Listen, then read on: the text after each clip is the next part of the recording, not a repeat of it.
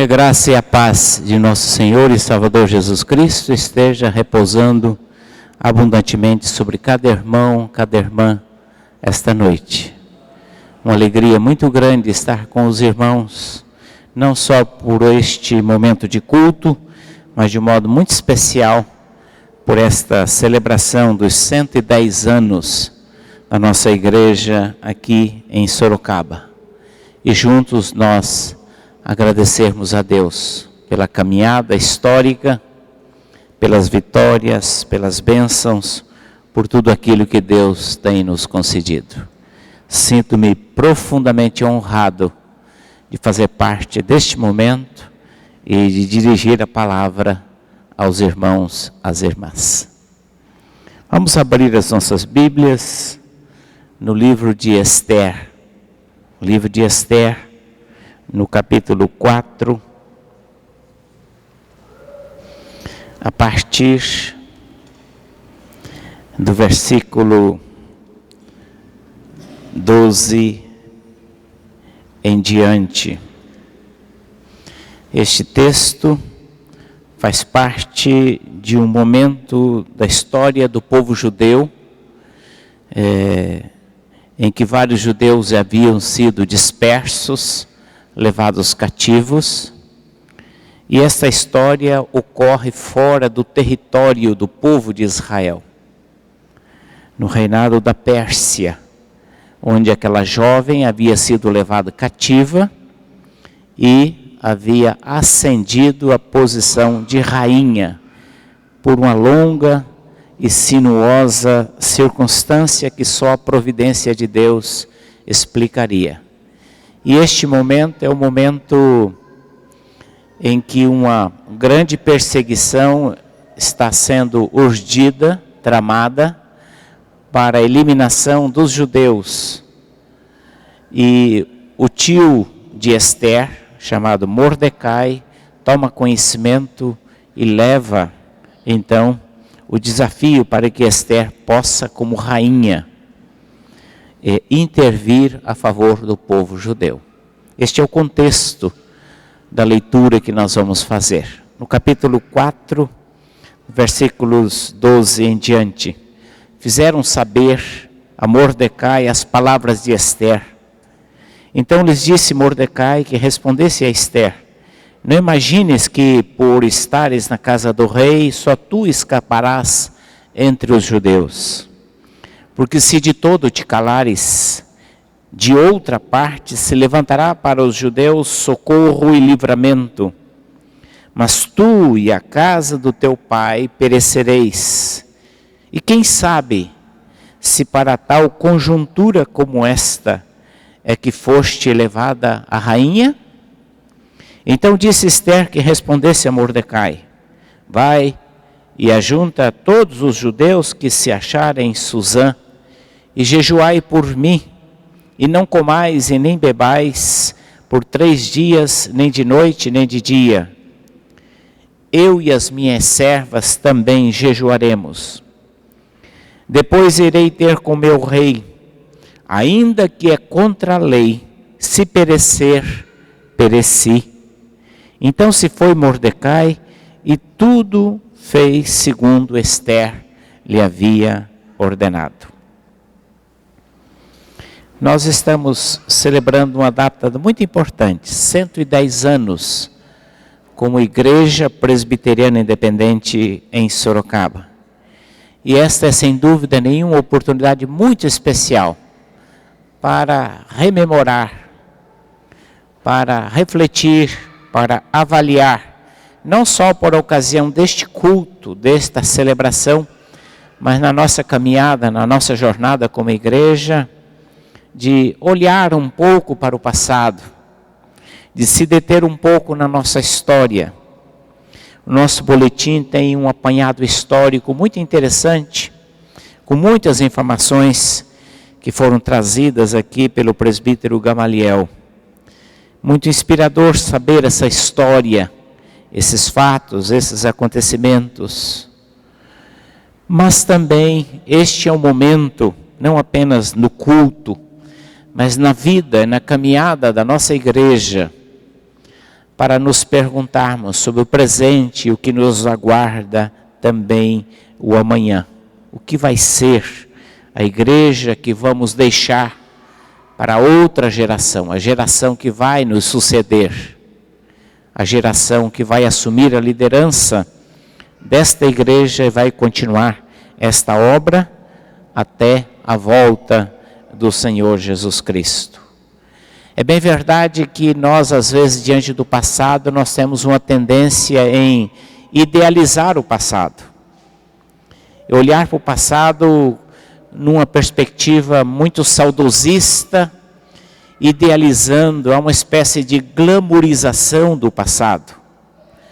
E a gente costuma dizer, naquela época que as coisas eram boas, naquela época tudo ia bem, naquela época nós não tínhamos problemas como cidade, havia mais segurança, não havia tantos problemas sociais, não havia tanta violência, você podia sair de casa, deixar a casa aberta, que ninguém entrava na sua casa.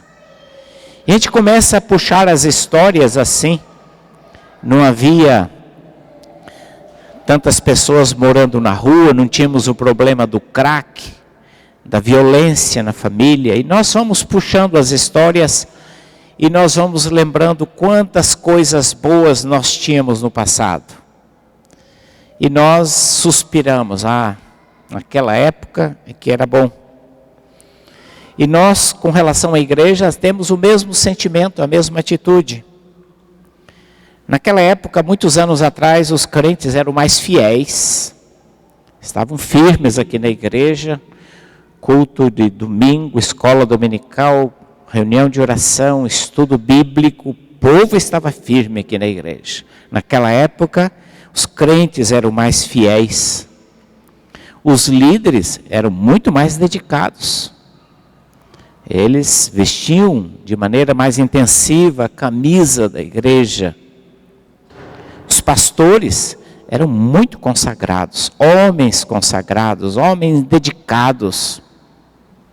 E assim por diante. Nós vamos lembrando com saudade dos tempos dourados. E idealizamos o passado. E consideramos que o passado foi um passado glorioso. E pode até ter sido, de fato, um passado glorioso. E pode ter, de fato, de verdade, essas afirmações corresponderem à verdade. Mas o grande problema é que, às vezes, ao idealizarmos o passado, ao exaltarmos o passado, ao glorificarmos o passado, às vezes nós esquecemos que nós vivemos não mais no passado, que nós já não estamos mais lá, e que nós vivemos no presente, e que é nesse tempo presente que Deus nos desafia, que é nesse tempo presente que Deus nos chama.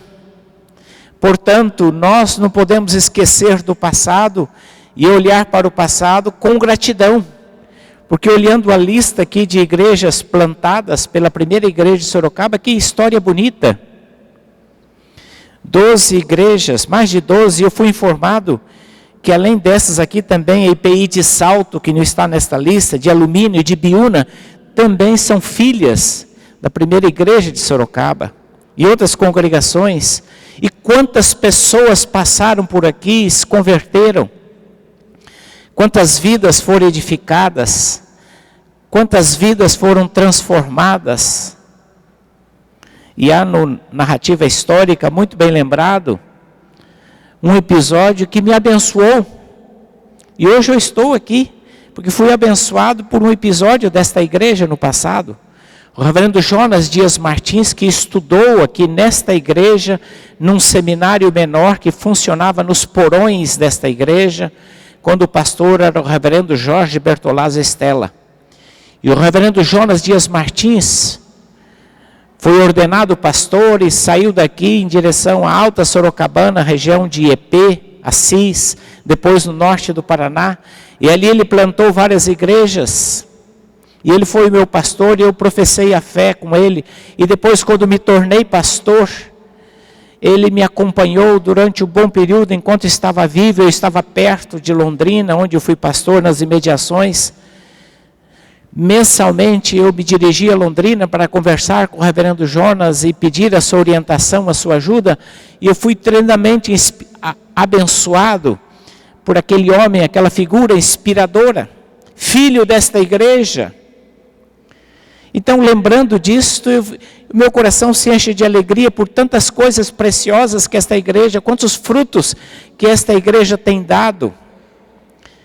Olhando para o passado, então, nós glorificamos a Deus, nós louvamos a Deus pelas igrejas plantadas, pelas congregações, pela palavra semeada, pelas vidas alcançadas. Este é motivo de louvor, este é motivo de ação de graças. Ao longo da história, esta igreja plantada aqui na Rua 15, como um sinal, como um testemunho para esta comunidade, que aqui se reúne uma igreja evangélica, um povo de Deus, e que tem uma história, e que tem um respeito. Ontem nós tivemos os presidentes das igrejas e alguns representantes reunidos em Brasília. O secretário-geral da Presidência da República pediu uma reunião com os presidentes das igrejas históricas, porque há um ano atrás as igrejas históricas emitiram um manifesto contra a corrupção no país. E esse manifesto chegou às mãos do secretário-geral e ele pediu uma reunião conosco. E ontem nós tivemos a oportunidade de dirigir a palavra, de dizer algumas preocupações que nós temos em algumas áreas e setores da política e alguns projetos do governo. E ele dizia: eu tenho um grande respeito pelas igrejas históricas, eu acompanho vocês, eu conheço a história de vocês, e vocês têm uma grande contribuição neste país. É motivo de ação de graças, é motivo de louvor pela história, pela caminhada desta igreja de maneira específica, que no conjunto com as demais igrejas tem levantado a bandeira do Evangelho, da seriedade, da dedicação. Eu ouvi uma vez de um líder, do presidente do Conselho Estadual de Educação do Ceará. Ele dizia: vocês presbiterianos, vocês são sérios, vocês têm uma história bonita.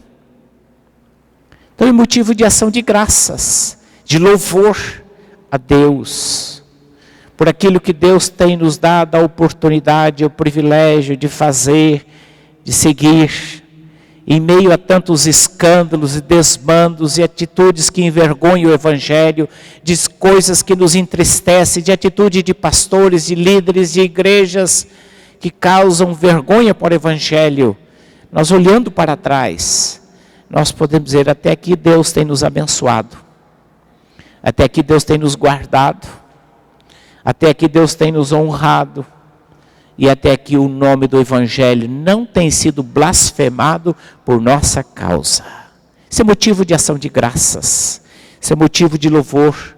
Eu diria que esta é a maneira saudável de olharmos para o passado, olhar com gratidão, louvando a Deus, agradecendo a Deus, bendizendo a Deus, dando graças que apesar de nós, das nossas falhas, das nossas fraquezas, das nossas limitações, Deus nos usou. E apesar das nossas limitações, Deus foi fiel e nos conduziu até o presente. Isto é motivo de ação de graças. Eu diria que esta é a maneira saudável de nós olharmos o passado, de nós olharmos aquilo que se passou. Mas nós não vivemos no passado, nós temos que viver o presente e encarar o presente. E o nosso presente, quando nós olhamos ao redor, ele é cheio de ameaças, de riscos. A ausência de valores, de práticas, de atitudes, comportamentos que nós estranhamos. O que para nós há 20, 30 anos era dado como certo, como errado, ou como condenável, reprovável, hoje é aceitável. E nós ficamos confusos, porque há uma transição, há uma mudança muito rápida, muito acentuada, e às vezes nós não entendemos e não somos capazes de lidar com essas transições e essas mudanças, e nós ficamos confusos diante delas. Nós vivemos um tempo difícil, que o estilo de vida hoje é muito mais egoísta, por causa do espírito consumerista que ataca o nosso tempo, que está impregnado desde as crianças, que a grande preocupação é consumir. E como muitas pessoas melhoraram de vida, ascenderam socialmente, isso tem representado um grande desafio, porque a igreja se tornou algo secundário. A vida em comunidade se transformou numa opção. Se no passado as pessoas tinham como prioridade estar na igreja, hoje, dadas as condições sociais, econômicas, o estar na igreja é uma opção, se der tempo, se puder. A preocupação com o bem-estar, com o conforto, com o sucesso, com a própria comodidade. Então, esta é uma grande ameaça, um grande desafio que nós vivemos no tempo presente, que às vezes nós nos sentimos como que impotentes, como resolver isto. E não basta a gente criticar, e não basta condenar, mas é preciso a igreja encontrar alternativas, como viver o nosso tempo presente. Um tempo confuso do ponto de vista religioso, muitas ofertas religiosas, muitas propostas religiosas, muitas vozes religiosas falando. Você liga o rádio, tem gente falando. Você liga a televisão, 24 horas tem gente falando na televisão. Você liga a internet, tem gente anunciando na internet a sua mensagem. Você abre uma revista, abre um jornal, tem mensagens religiosas, gente levantando e dizendo: a verdade está aqui, não, a verdade está aqui, Deus está operando, é aqui, não é ali, e assim por diante. Todo esse amontoado, emaranhado de vozes, que às vezes a gente fica confuso, e a gente vê coisas acontecendo e diz: mas será que isso é de Deus? Será que isso pertence? Será que isso tem aprovação na palavra de Deus? Será que isso tem fundamento? É um tempo confuso, extremamente confuso que nós estamos vivendo. É um emaranhado de vozes querendo a nossa atenção, querendo o nosso tempo, querendo o nosso envolvimento. E nós ficamos confusos e às vezes perguntamos: mas será que o que eu aprendi, o que eu recebi na minha igreja está certo? Será que não é isto que a nossa igreja precisa? E nós somos às vezes pressionados a tentar incorporar muitas coisas que acontecem de novo, como tentativa de ser uma igreja relevante, como tentativa de ser uma igreja que alcance o nosso povo. E nós ficamos confusos. Nunca se publicou tanta literatura como agora, falando qual deve ser o caminho da igreja, qual é a resposta, qual é a proposta para a igreja. Vivemos um tempo confuso. Mas não é só um tempo confuso. E aqui que eu quero retornar ao texto que nós lemos, quando Mordecai desafiou Esther: Esther, se você se calar, não pense que você vai sobreviver, e não pense que não poderá suscitar socorro de outra parte para o nosso povo. E ele lança a pergunta: mas será que não seria para esta conjuntura, para esta situação, para este momento que você foi colocado no palácio? E aqui o livro de Esther é o único livro da Bíblia que não menciona a palavra Deus. Todo o livro de Esther só não encontra a palavra Deus. Mas o livro de Esther é por excelência o livro da providência de Deus. E com isso Mordecai está dizendo: Esther, em outras palavras, você foi colocada no palácio por providência de Deus. Não é por acaso, não é por acidente, não é destino, não é azar, não é sorte, não é fatalidade.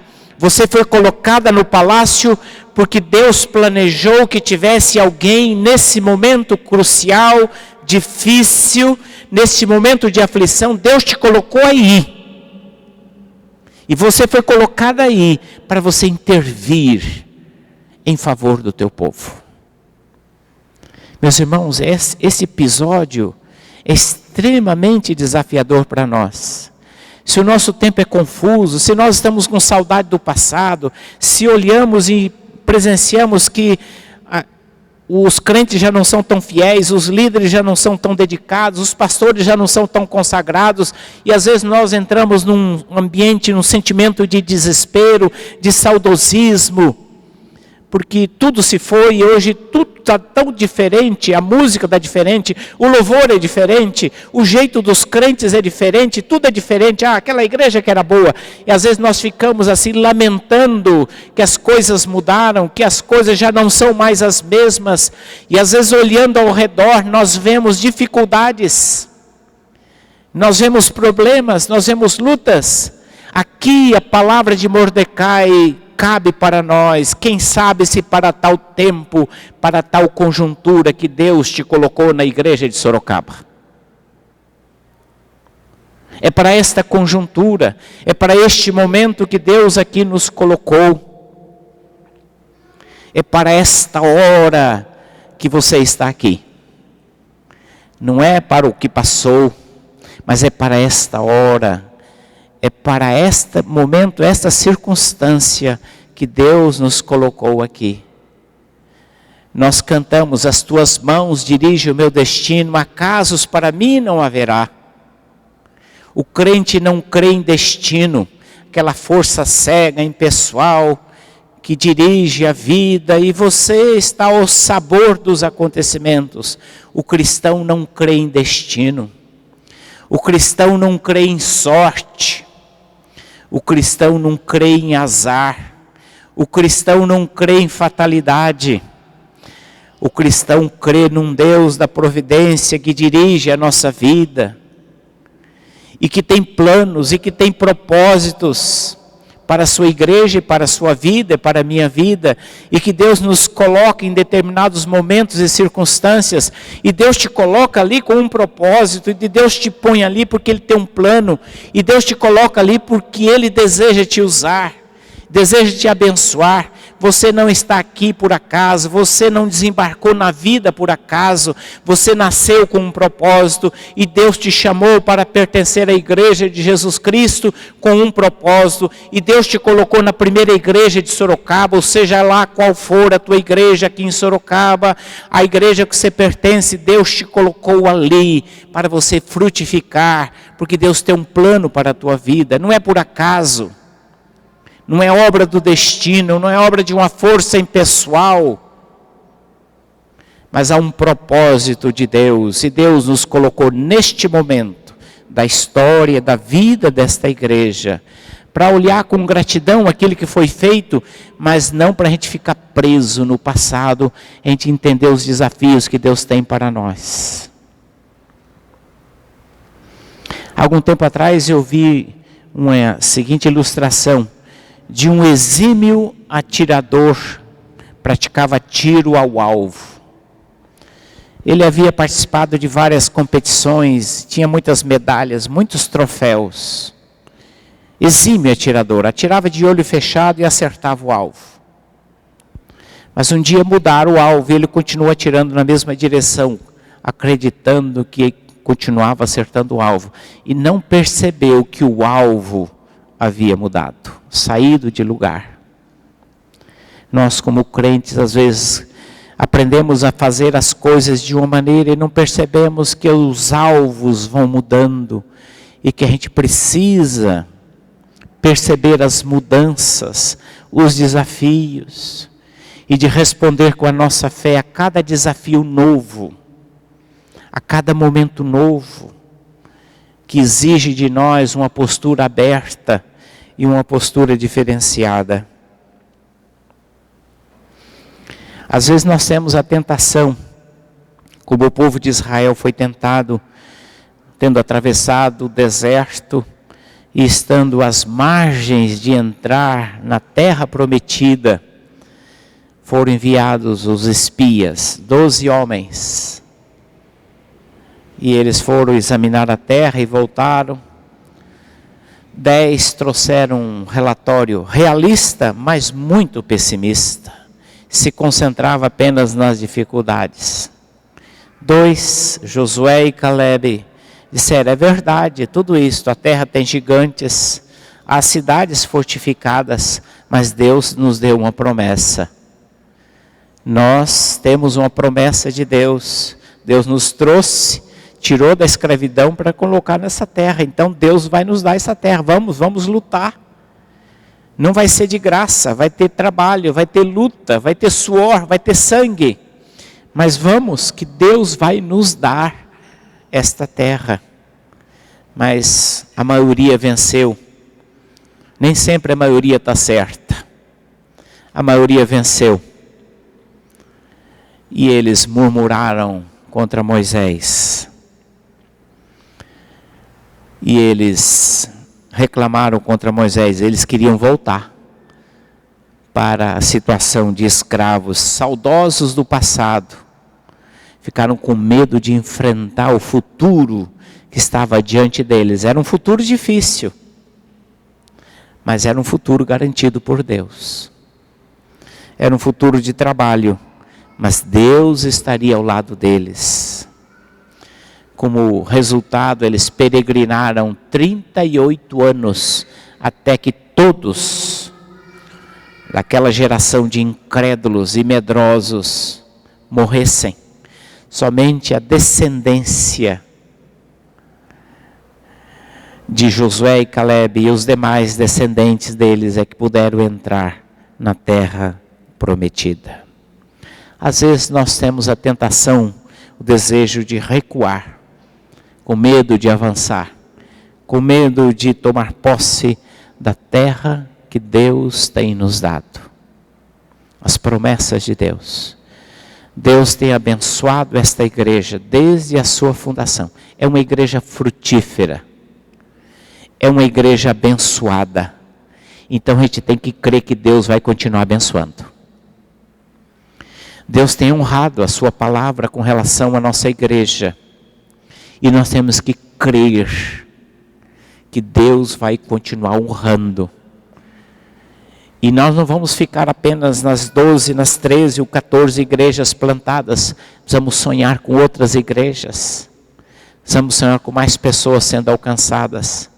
A cidade de Sorocaba hoje tem mais de 600 mil habitantes. Quantas pessoas ainda precisam ser alcançadas pelo Evangelho de Jesus Cristo? Quantas pessoas? Não vai ser um evangelista que vai alcançar. Não vai ser um grande pregador. Vai ser pessoas como você, eu, que senta no banco, que trabalha, que convive com pessoas, que pode falar do amor de Deus para essas pessoas. Eu quero encerrar lembrando um episódio do Antigo Testamento. O rei Ezequias, ele quando foi rei, ele promoveu algumas reformas no povo de Israel. Fez várias reformas. Ele destruiu altares, ele destruiu os ídolos, ele removeu todos os símbolos e sinais de culto dos antepassados que não agradavam a Deus. E entre os ídolos que ele removeu, a serpente de bronze. Os irmãos sabem da história da serpente de bronze, quando o povo de Israel murmurou no deserto. Eles começaram a reclamar, e Deus permitiu que serpentes venenosas viessem e os mordessem e os picassem. E muitos morreram por conta da murmuração, por conta da reclamação. E Moisés intercedeu e Deus disse: olha, faça uma serpente de bronze e erga essa serpente. E as pessoas que olharem para esta serpente ficarão curadas do veneno das víboras. E assim Moisés fez, e assim o povo foi salvo de uma grande mortandade. Mas passados os tempos, aquela serpente continuou lá, sem necessidade. E o povo começou a idolatrar a imagem da serpente, esquecendo que a serpente fora apenas um símbolo momentâneo, temporário, e que Deus usara para curar o povo, mas que não era para adorar a serpente. E Ezequias, então, num gesto de coragem, ele quebrou aquilo que era motivo de adoração, de idolatria. E nós precisamos olhar com atenção e perceber aquilo que às vezes idolatramos, mas que já não faz mais parte do projeto de Deus. Há muitas coisas que foram boas, benéficas no passado, que foram bênção no passado, mas que ficaram no passado. E nós temos que entender que aquilo hoje, se nós às vezes temos uma postura de idolatria por práticas, por costumes que foram úteis, mas que hoje já não têm a mesma eficácia, o mesmo valor e a mesma importância. E nós precisamos, a exemplo de Ezequias, quebrar os ídolos que impedem de nós olharmos para Deus e confiar tão somente em Deus, que nos guia, nos conduz a um novo tempo, a desafios que Deus está colocando diante de nós. Que Deus nos dê esse discernimento. Que Deus nos dê um coração sempre agradecido pela história e caminhada da igreja. Mas Deus nos dê também a ousadia de perceber o que temos que ainda fazer, o muito que ainda está por ser realizado.